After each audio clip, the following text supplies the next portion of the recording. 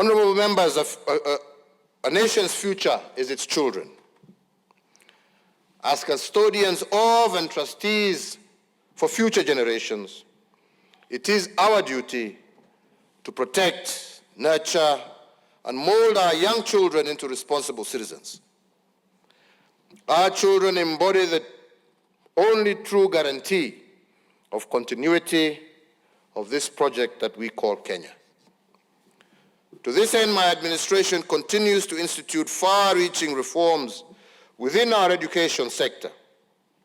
And in January last year, we successfully completed the rollout of the competency-based curriculum, an exercise which, while notwithstanding its challenges, is one that has nevertheless been fully embraced by all stakeholders in the education sector. As at the end of 2019 calendar year, we had been able to achieve a textbook to pupil ratio of 1:1 for grades 1 to 3. I assure this distinguished sitting that the journey to replace the 844 system with a new fit-for-purpose curricula is well underway, and refinements are being undertaken in the course of implementation. Honorable members, as a parent and also as a grandparent, I share in the pain and frustration of most parents in having our children home for nearly an entire year. However, as a responsible government, we put the health and safety of the children as the paramount consideration.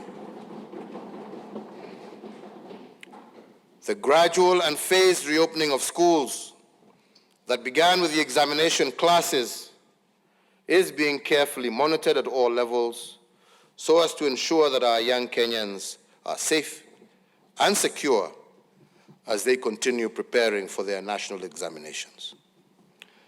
The Ministry of Education will, within 14 days of the date hereof, announce the 2021 academic calendar, with all other classes expected to resume learning in January of 2021.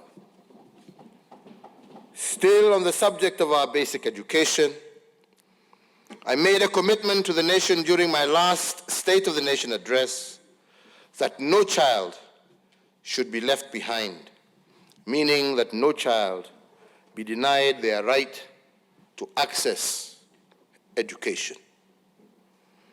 I am pleased to report to this House that for the second year we have been able to achieve a transition rate of 100% from primary to secondary schools.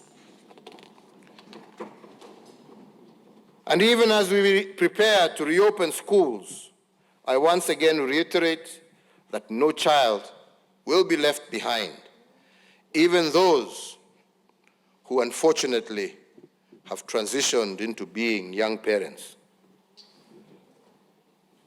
Honorable Speaker, we must say that in the face of these undoubtedly impressive gains, we must guard against resting on our laurels. The next frontier in the quest to providing education for all is to improve our education in Kenya by enhancing quality of education, both in terms of physical structure as well as content. It is evident that our public day and boarding secondary school infrastructure is overstretched.